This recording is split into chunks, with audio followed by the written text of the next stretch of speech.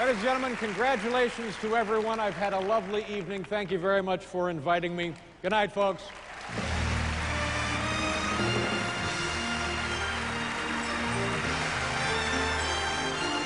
The 67th Annual Academy Awards, brought to you by American Express, for life, for living.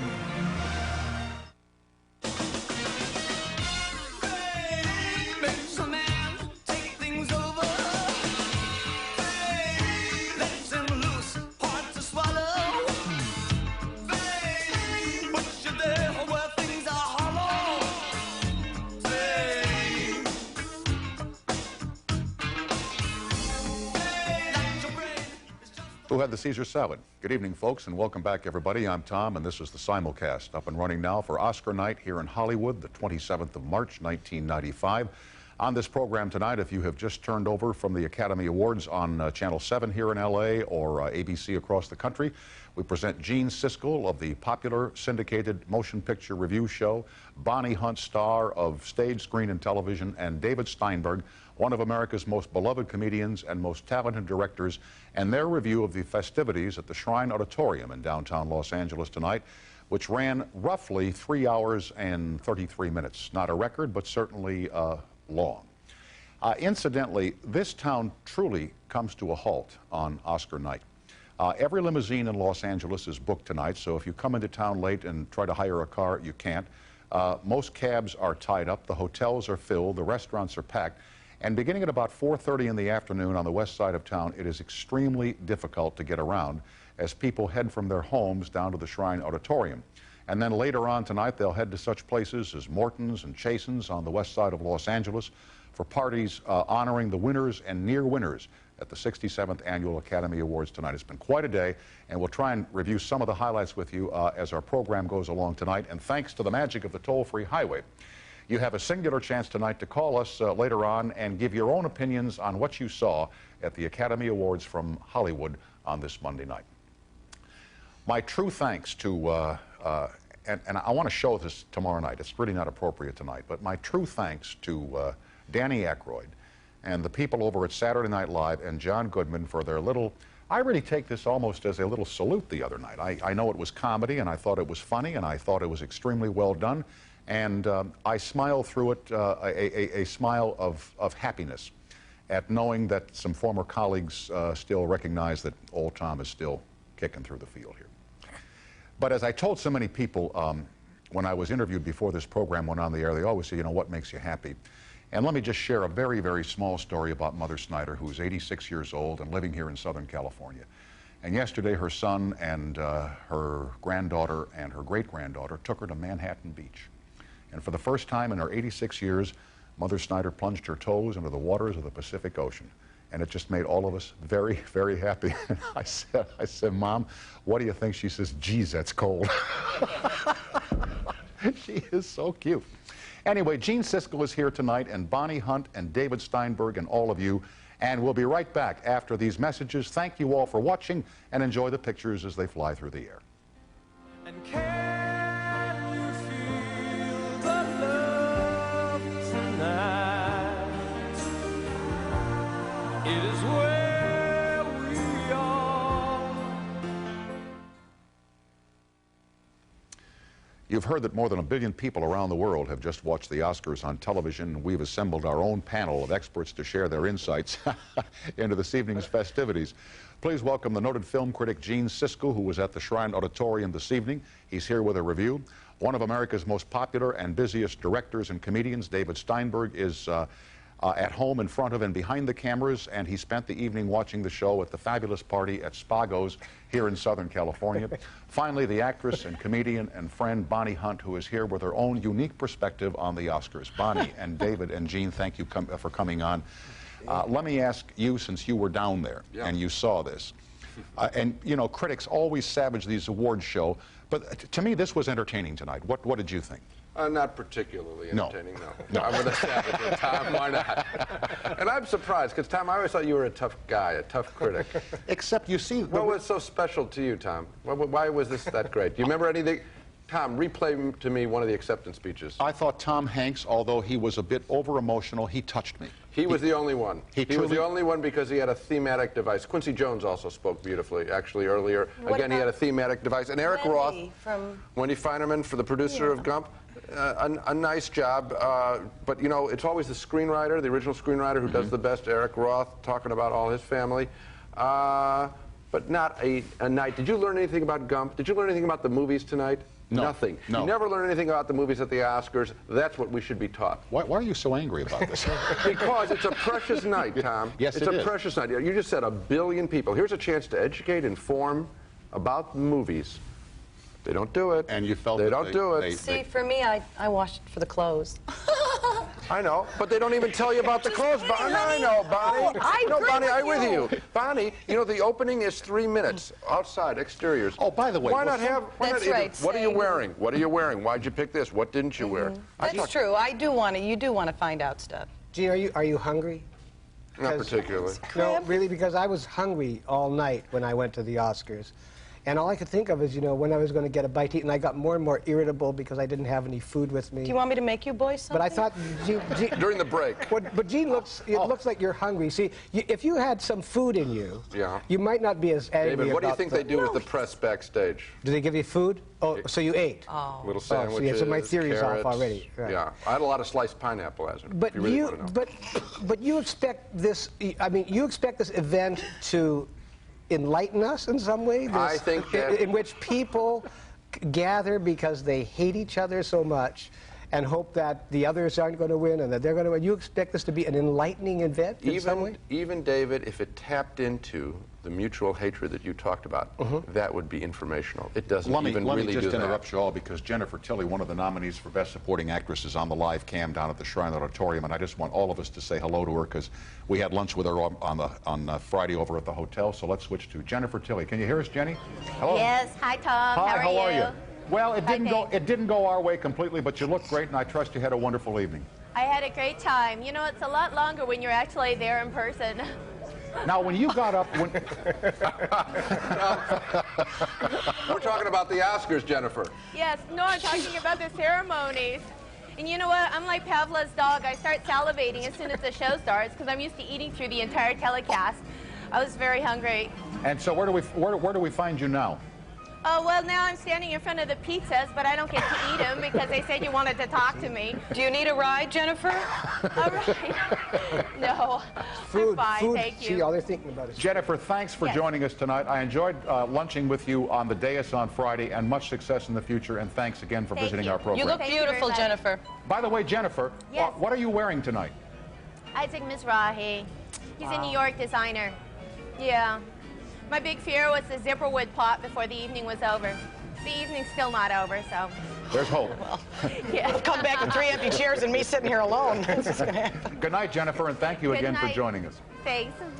Who do you suppose had the bright idea to open the telecast seen by how many billion people around the world, 30, 80, whatever it was, by having Arthur Hiller come out and speak for 3 minutes? Yeah. Arthur is hardly the most exciting speaker in the history of the world. Terrible. And for 3 minutes, they bring this guy out. You've got the biggest, the best, hottest late-night talent around, Yeah, with all in- respect to you, in the David history- Letterman. no, in the history of- Okay, all right. And you're going to leave him off for 11 minutes or something like that. I mean, it's just, it's I was stupidly devastated produced. when it started. I couldn't wait for Dave to come out, and then Arthur Hiller came out. somebody's uncle came out and started. I didn't know what happened. I was like, what happened? he's a Canadian. And then how about this? And he was hungry. How about this? Then they do the production number fairly early on where they have people, it's comedy, and they have not the leading lights, you know, Kathy Najimy, not one of the great talent, I shouldn't say talent, one of the great actresses, and they have her dance in front of famous comic scenes. Somebody actually rolled by while Tom Hanks does this, Tom Cruise does the thing where, from Risky Business, where he slips in, that great comic moment. They had someone roller skate by, a live actor roller skate by. What does that add to the, What does it add? I love how pissed you are. Never thought it. I am. It bothered me too, I have to say. And then What's some of the that all actors were about? singing to themselves on the big screen. Yeah. I mean, I do that at home, certainly. I think we all do. What But I mean, was I'm it not going like to do it at in the kitchen. Spago with all the beautiful people and Wolfgang Puck's designer pizzas? It was depressing. That was bad? Yeah, well, because I was at a table with Milton Berle Name drop. And yeah, Milton Berle and Walter Matthau was that my day. But Milton Berle, he came alive when Priscilla, Queen of the Desert, won because it was a woman, a guy in drag. Oh, no! And he said, what is it? It's a man wearing a dress. I said, yeah, Milton, is something familiar to you? He perked up for that. And then he badmouthed everybody. He just wasn't happy with one single speech. They should write them better. They're not good. Well, thank God we're not on that track. That's right. David, they normally serve white Alaskan salmon at that dinner. Was that what you were serving? I didn't make it to the entree, but they had a tremendous amount of appetizers. The food was delicious. Yes, it is. It's just that everyone took the event so seriously. I'm not used to that. You know, that when I would say something to my partner, I would get hushed. Michael York was behind me. He would hush me. The guy from the Monkees? Oh, that's Peter Tork.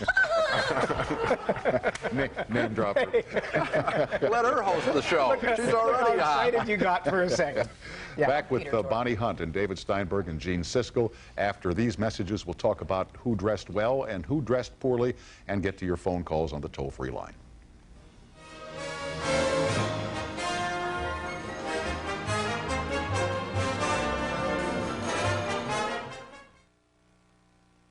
Almost like I'm having an out-of-body experience. This is such a strange feeling. I mean, it's very hard to do this. I mean, to go through that gauntlet and it's barbaric. But nonetheless fun. He was the odds-on favorite for victory tonight. You know what, Tom? Another criticism of the show, as long as I'm developing a theme here.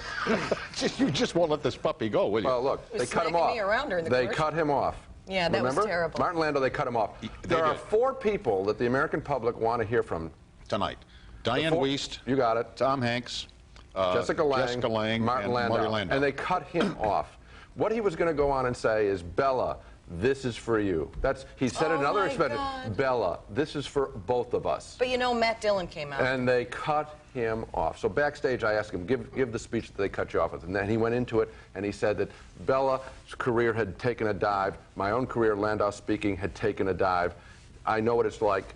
This Bella, this is for both of us. And we couldn't hear that because they cut him off. Let the 4 actors, tell everyone else 45 seconds, let the other actors go 145. That's fair. Now, that's elemental producing of a television show. Yes, it is. Yes, it is. Maybe they made a mistake. You know, maybe. Maybe. No, But he specifically said when he started speaking. You know, by the way, Hey, you didn't eat the salmon? Come on, David. No, maybe. But by the way, technically they David, didn't mean to this cut it off guy is the because- only one with the cojones tonight to say, by the way, this show was a piece of crap. Well, and they screwed I up love- Wait a Marty second, Landau. but- And I by the love that way, he said I that. want to apologize for saying the show was good because it wasn't good. Oh, It now was terrible. stop it. Here you Everybody. go, Tom. It was terrible. Tom, and let's tell him why, because you and I confronted you. I have looked up to you for years. Years, right. Years. Paragon of truth on television. You are. Yeah. You will The call show it- was long and boring. However, I thought Ed Wood Good was for a you, piece of Tom. crap, very frankly. Ed Wood, the movie? Yes, yes. Oh, it was number a great 3 on my movie. 10 best list. That's a big mistake. A movie in love with movie making a movie. Think how easy it would be to make a movie about a good director, and how much you have to love movies to make a movie about a bad director. Listen, I think Tim Burton is a great director, a genius. I thought the movie wasn't interesting enough. And it's not enough to do a movie about a bad director. That's just a concept. You have to make it work for me on some level. I thought Johnny Depp was sensational. I thought Martin Landau was good. I thought it was a boring, boring film. I preferred Glenn and Glenda to Ed Wood, very frankly. Is that a comic line, David, or is that No, a no, real no, I line? did. I was a big fan of Glenn and Glenda. Yeah, they didn't finish the no, salmon but- either. What was the last? I'll What tell was you. the last scene in Glenn and Glenda? Him putting on the Angora sweater. No, it was Bela Lugosi in the dissolves, ranting and raving. That's a test question. You always ask people. See if Yeah, they really see but the picture. was that not the last scene? And was that not the last scene in Glenn and Glenda? He's got it, Yes, he's got it. I saw it. and I Could have know been a it. home run, though, Tom. You always use that one. I still feel bad about Martin Landau. Was he okay backstage? He went on and talked for about 15 minutes nonstop. By the way, the woman with him is his wife, is she not? I believe friend. No, Niece. friend. And she's talented, as he said from the stage. That's correct. That's correct. And how did you enjoy the... Tom, I'm getting rid of Roger. You and me, let's do it. Come on. Put on 100 pounds, glasses, we got it. Let's go. We could have a blast. I love you, Tom. I'm glad you went honest in front of your Oh, audience. dear. Your audience adores you when you're straightforward, and that they knew that you were faking it when you said you thought the show was okay. Now, was Forrest Gump one of your favorite movies? What did you do? Yes, I put that number 6 on my top. Number 6. Oh, Yeah. right. Yeah, I actually You think fellas Ed know would. Bonnie, you fellas know Bonnie Hunt? Let's get her into I it. love Bonnie. No, that's all right. I'm really tired. Go ahead. talk. Bonnie, what, did you see Ed Wood? No, I didn't. My mom saw it twice, though. Chicago, great movie fan, her mom. Well, she fell asleep and then it started again, and it was all right. No, she loved it. My mom's, you know, a big movie fan, and she goes all the time. Let me ask you here about the clothes. Did you? I know you're traveling from 'Cause I'm the Vancouver. And women care about that more than you see, a guy would never think to ask Jennifer Tilly, "What are you wearing?" Except that you said they should ask what they're wearing, or Well, somebody Gene else. did. Yeah, That well, was but Gene's- to guys Gene's don't ask credit. those. But anyway, what did you think of the way everybody was Look dressed at my tonight? blush. Oh, my God. I'm beautiful. Yes, ma'am. You know what? I got this dress for $12 at a Pasadena resale shop, which I probably told you. But I think that Jennifer looked beautiful. I don't know. I guess it's Oscar night. You know, you want to wear a great dress. It's like a wedding night because you get to wear it once. Let me run a piece of Oh, I video. guess that wasn't an interesting answer. No. Tom goes, Bonnie, could you tell us that's great, honey? Let's cut to the... Boy, they're coming out tonight, aren't Maybe, they? maybe she can knit us a sweater during the commercial break. I'll take a look. I'm sorry. I made a mistake. I thought that you were finished. It's all right, and now I know how Martin Landau felt. Where's Matt Dillon? He should be walking in. You tell it to me, Bonnie. I'll tell it to the world. Thanks, Gene. Yeah, I have a line, but I'm not. Please, I'm sorry. Continue. No, are you kidding? Now I have nothing to say. Who was your favorite dress? What was your favorite dress? Tonight, I loved the way that Jodie Foster looked. She's so beautiful. Always Armani. She wears She just Armani every looks year. great. Didn't we like the woman who came up with the American Express card dress? Yeah. Wasn't that great? She won the Oscar. She won the Oscar, and did you see that? No. She had all American Express cards, a gold dress that looked like made out of American Express with her name on it. Excuse me. Could I tell you what they're telling me? Yeah. Break it. Go to break now. Oh, okay. You see, Mark, when this situation develops and Mr. Steinberg is talking, it might be helpful if you'd circle around here and give him the signal you just gave me. Thank you. Gene Siskel, Bonnie Hunt, and David Steinberg back with more Oscar bashing after these messages.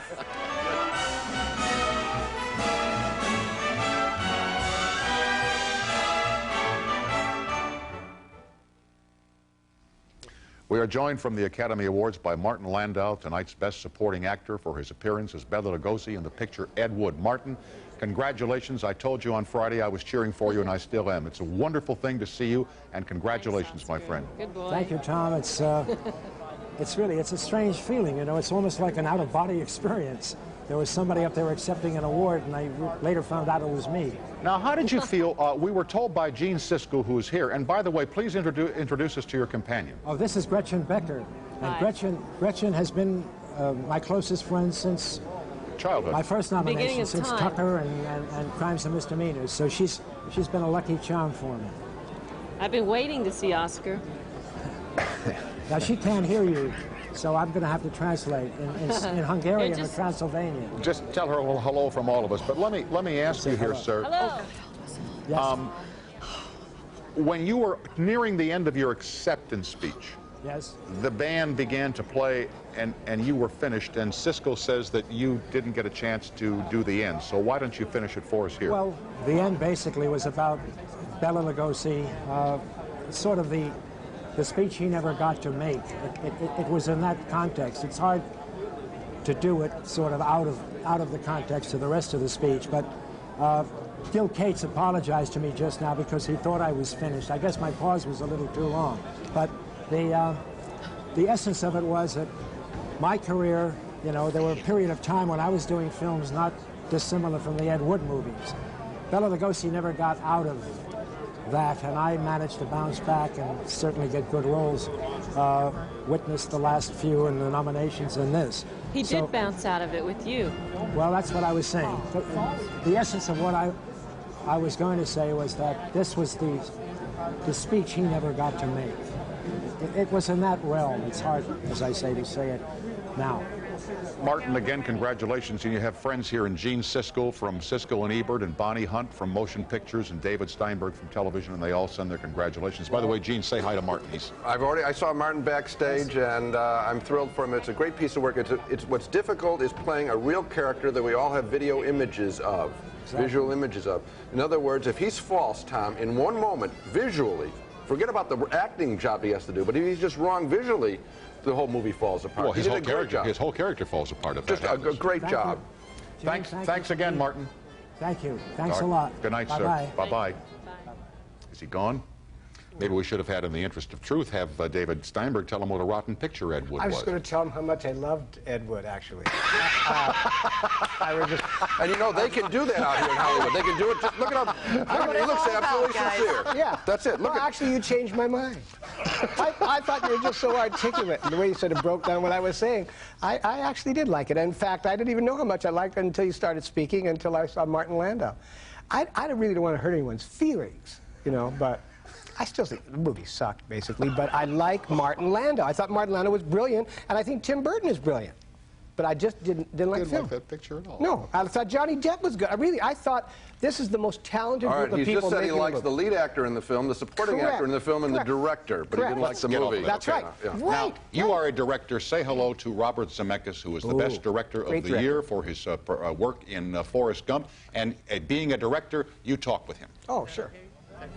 Robert, I'm here with David Steinberg, the director for television, who I'm sure you know. Please say hello to him. He'd like to congratulate you on your award tonight.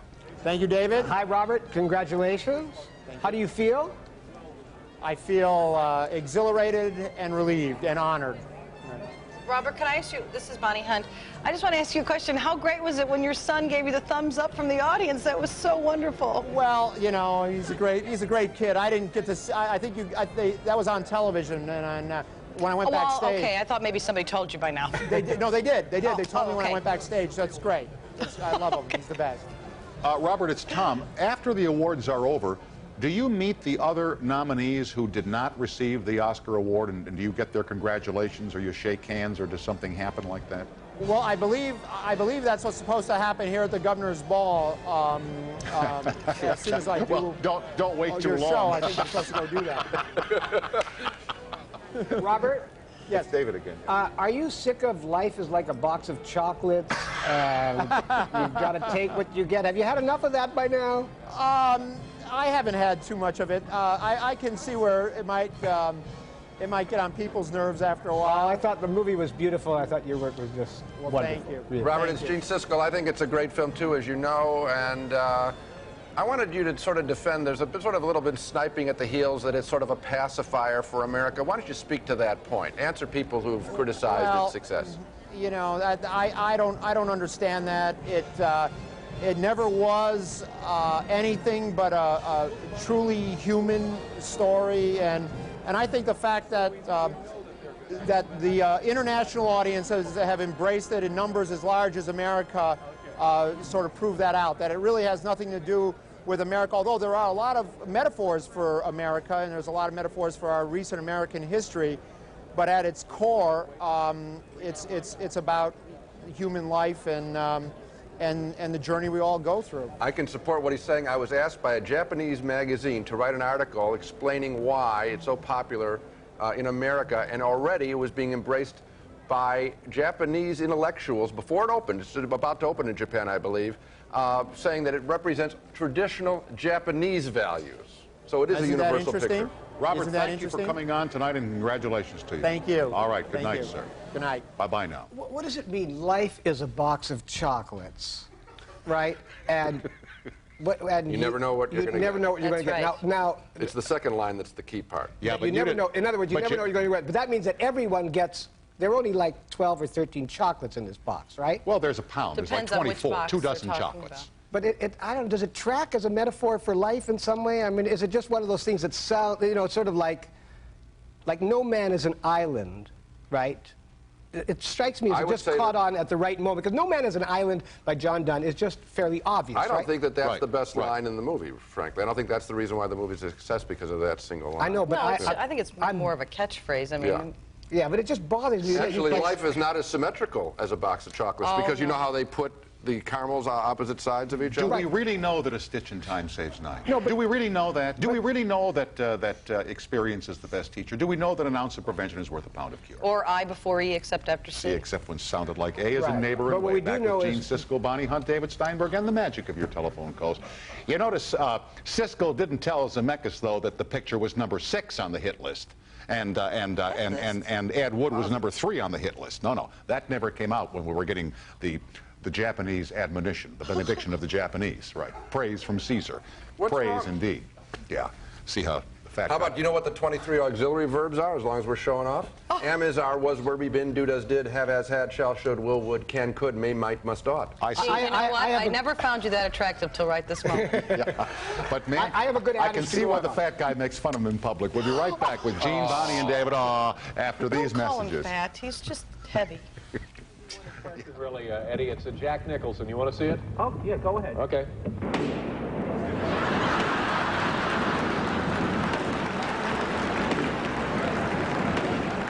What did you think of Letterman's gag with the golf club in the beginning of the show? I'm under legal restrictions, but I thought it was very funny despite all that. You folks know why you should watch tonight's show? Bang! We got a high-pressure fire hose. Whoa! And we got Whoopi Goldberg, plus Marv Albert and Edie Brickell. It's a blast. Get live with CBS on Prodigy, the nation's most popular online service. Go behind the scenes of The Late Late Show with Tom Snyder. Talk with Tom and his guests online. Tell us what you think. Get program information. Even take a special Tom Snyder trivia quiz. To order Prodigy, call 1-800-PRODIGY and ask for the CBS offer today. Now that you have the second Oscar in a row, which puts you right up there with Spencer Tracy, is life still like a box of chocolates? Oh, you know, I was wondering when some journalist was going to ask me that question.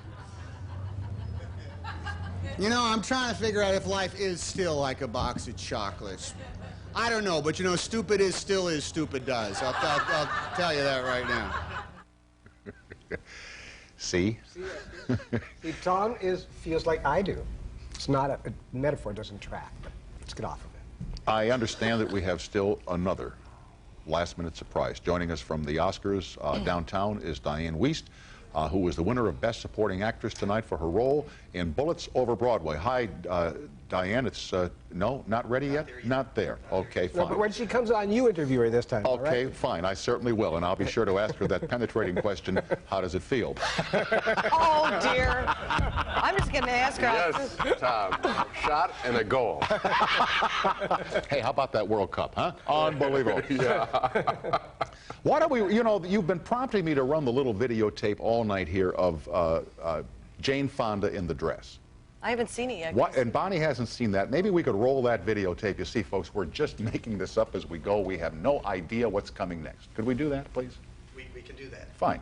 We're doing it. Not only can we do it, the question is, there it is now. Now, Bonnie, it's right there on the monitor. What do you think? Wow. And look at Ted. Checkmate. You know what? This is good because she's going to do the sequel to Barbarella. Oh, and then Hello. this is Sally Kellerman, right? Wow. Could we tilt back up, please? Wow. She looks great.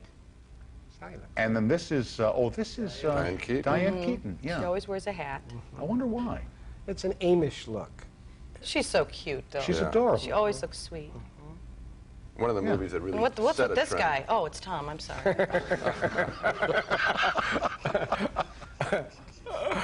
One of the movies that set a trend.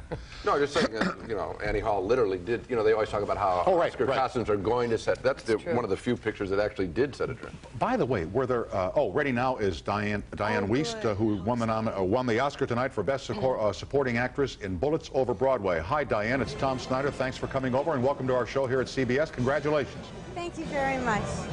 Have you met your fellow nominees yet at the party, or would you expect that will happen later on? I really haven't seen anybody. I think a lot of people are still backstage with the press that's back there. You know, you were the odds-on favorite to win this. I have Gene Siskel here from Siskel and Ebert, who likes your work a great deal. Please say hello to him. Hello, Gene. Hi, Diane. We saw each other backstage, and I asked Diane, and she just did it now. And why don't you tell the audience about that trademark squint of yours? How did someone ever try to get rid of it for you and say, Dianne, don't look that way. We can't see your eyes. Eyes are the window to the soul. You're closing up your soul. Oh, you mean this? Yes.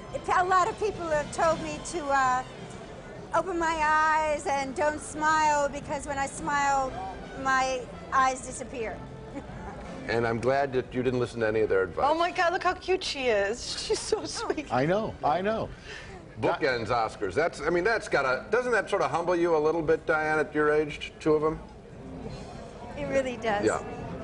Yeah, I don't care how talented you are, that makes you a little humble. It's incredible. My kids are going to listen to me a lot more. Did they after Listen, kids. Yeah. Thanks for coming over and have a wonderful evening, Dianne. Thanks very kindly. Thank you. All right. Bye-bye now. All right. Good night now. Congratulations. Dianne Wiest, the Oscar winner. She's adorable. For Bullets Over Broadway. He told me backstage the second one is humbling. It is humbling. You were awfully busy backstage. Yeah, tonight. well, they all come by. We're lucky. We get the neatest part of the event is that all the winners come by afterward. They talk to the television press, and we get to interview them just like we're sitting around here, and it's great. We learn more from them backstage than you get to learn in the telecast, and I guess that's why I'm so disappointed. I see these people, we were able to reveal things about them in the little interviews, but nothing comes across in the TV show. Do they tell you how they feel about the show? Any of them? No, they're not focusing on Yeah. David. They don't have, they got tunnel vision at that moment, I think, on themselves.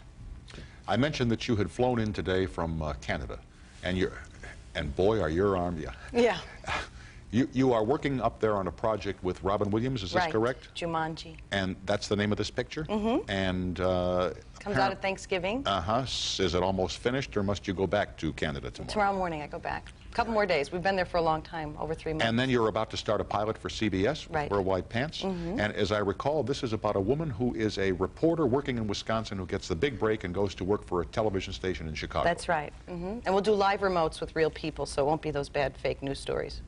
Really? Yeah, it'll be the first time on prime time that anybody's done that. And so, like, you'd go live to Chicago and do news stories with people, regular people. And every week you'll see whatever my topic is for that week's episode. Well, like one night would they just crash an L train in Chicago so that you'd have something to do on your show? Or? No, I'm a human interest reporter. Oh, I see. I see. The death reporter is played by somebody else. I got you. So then, if somebody, then would you have a car crash take place and? No, they'll go to like a school. Like, yeah, the first week. Yes, David knows. He's read the script. They'll go to a school and then.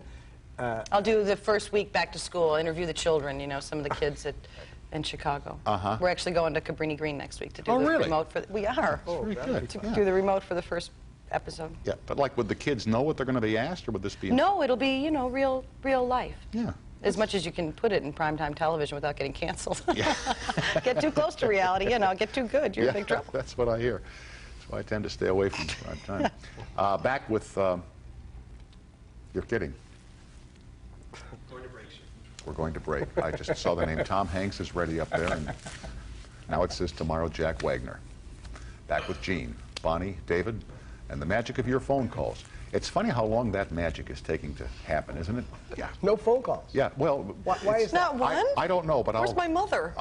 You know why there are no She's over to see Ed Wood again. Let me phone calls take are a like fast box break of here. We'll be right chocolates. back after these messages. You never know what you're going to get.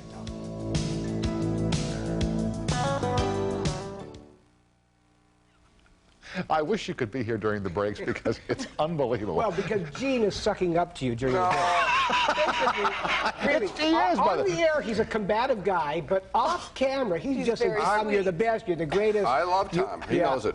Well, As a broadcaster, Tom's great. My favorite thing, when Tom leans forward into the camera, fills the frame. Show him how you do it. Tom, just do the move once. Come on, show it. Oh, Tom. Come on, lean forward, Tom. Oh, And then wait, get to Mr. Hanks is waiting. Hanks is on the air. Jeez. Ladies and gentlemen, here is the best actor of 1994-95, Tom Hanks for Forrest Gump. Also last year's winner for his appearance as the gay lawyer in Philadelphia. Tom, I know you're a very busy man. Thanks for coming on, and from all of us here, congratulations to you. Thank you very much. Oh. What, that's it? Thank you very much? Well, you want me to wax eloquent? No, you waxed eloquent tonight. You really were, you got yourself choked up there tonight, young man. What happened? Well, I tell you, you know, you think this is a very personal moment that plays itself out in front of 3 billion people. My family is there. I'm looking at my babies, both young and old. I'm looking at my mom. I'm looking at the woman who's made me so happy that it's possible to go off and do the work that brings these kinds of things like this. So I mean, my lower lip does seem to quiver an awful lot, doesn't it? Oh, that's okay, Tom. I think hi, it's Bonnie. You know, I think when you're talking, when you see your wife out there, your spouse, you know, when you're in this business and somebody sticks with you through all the garbage, it's pretty great. I love that. Let me tell you, my vantage point, I'm looking down, I can see Paul Newman, I can see Morgan Freeman, I can see John Travolta as a pal, and he's over there. I'm seeing, like, luminaries that are not just impressive because I'm a fan of the movies, but they're luminaries because they have inspired me at the time when I was learning the craft that brought me to this place. So I tell you, you know, it's like dying. Your whole life flashes before your eyes at that little podium. Go ahead. Let me ask you a question here about last year versus this year. Last year in your acceptance speech, you made a very eloquent and very impassioned plea to the audience to understand those who are afflicted with AIDS and to not judge them because of the disease which they carried. And I noticed that tonight, and I did not see the whole program, I missed about an hour of it, but I noticed that very few of the presenters that I saw tonight wore what has come to be called the AIDS ribbon. Why do you think that was? Well, I think that it was only a matter of time before that, what is it? It's not a fad, but before that kind of statement became public a degree statement, of okay. Yes, became a degree of passé. I think that the initial years that the pink ribbons made their first appearance were great. And then after that, you couldn't see people in tuxedos for any reason without some pink ribbon that they were giving away backstage. I think that the power of the statement was diluted by the fact that it just became something that I guess people felt they had to do. Not that the problem has gone away, and not that everybody has given up wearing the idea of the pink ribbons, but I just think that we live at a very volatile and confused time, and now there's the NEA and there's the National Endowment for the Humanities. There's all sorts of public issues that have been, taken to be communicated in public forums like the Academy Awards. Tom, speaking of National Endowment, did you see Jennifer Tilly's dress? You know, I'll tell you, here's how I saw it. We saw it in the car on the coming in show. We saw her on TV in the car, so it was kind of staticky. Well, but I had to still say at the same time, va va va boom. Mr. Hanks, we are all in your debt for joining us tonight. Thank you for being with us, and again, congratulations on your superb achievement in Forrest Gump, and my special favorite performance of yours in Philadelphia last year, a picture which I carry with me to this day. Thank you, sir. You're quite welcome. Thank you, everybody. All right. Good night, Mr. Hanks. Good night. You know, he touches people, this kid. His award is really an award for return to a classic, simple style of American acting. Gary Cooper, James Stewart, and the last man who won 2 in a row, Spencer Tracy. He is. Those are he may not feel as big because we were little when we saw those guys, so they're real stars, and he's our age or younger, okay? But the acting style is as pure and as honest, and he belongs in their company as an actor. He's a class act, Hanks. You know, yes, when you see him, he always has a well thought out speech. He's funny. He plays it himself. You could tease him about himself. He's unfailingly nice, and you can't catch him in a false moment. He's a true blue good guy. And he's a bobcat in the sack. Not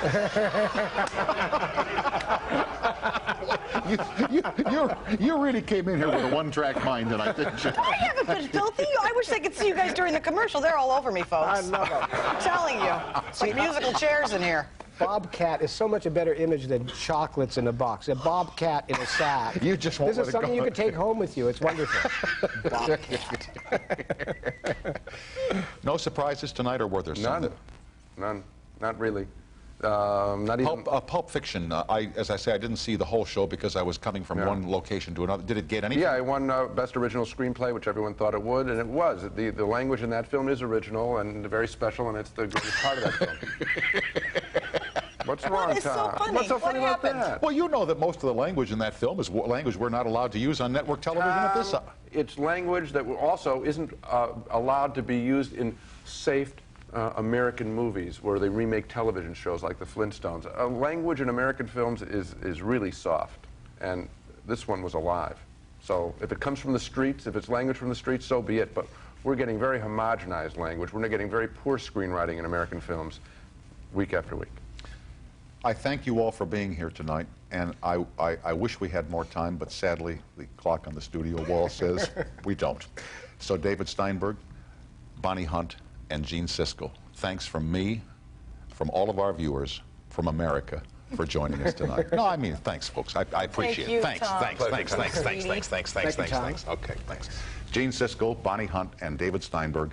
Mr. Siskel appears weekly on his own syndicated program with a co-host. Bonnie Hunt is, of course, the star of The Bonnie Hunt Show, soon on CBS, and David Steinberg is one of our most popular directors and comedians. Now, these messages. Get off me. That engine gets turned down on dim. What do you do to rev it back up again to get back into all of this all over again? It doesn't take much, you know, a couple months on the farm with the kids, and I must say I'm ready for something different. I thank you all for joining us. I don't know what happened at the toll-free highway tonight. I guess we just had so much going on here that we didn't feel like opening it up, and we hope that you understand. Didn't make a promise that we didn't keep here. My thanks to Claudia Nikolaevsky, who worked long and hard along with Carol Propp tonight of this staff down at the Shrine Auditorium in downtown Los Angeles. I cannot believe that Tom Hanks appeared on this program tonight, that Dianne Wiest was on this program tonight, that Marty Landau was here tonight, and all the other people, including Jennifer Tilley, who joined us at our very cramped little remote headquarters down there following tonight's Oscar cast. And I hope it gave all of you watching a little, just a little sense of the party and the atmosphere and the fun that was had by so many people tonight who make all of us so very happy in motion picture theaters across the land. Back tomorrow night, same time, same station, with a lady who took on the CIA, and also with the young actor Jack Wagner. Drive safely on the way home. Sleep tight, North America, and thanks for watching, everybody. Good night, all.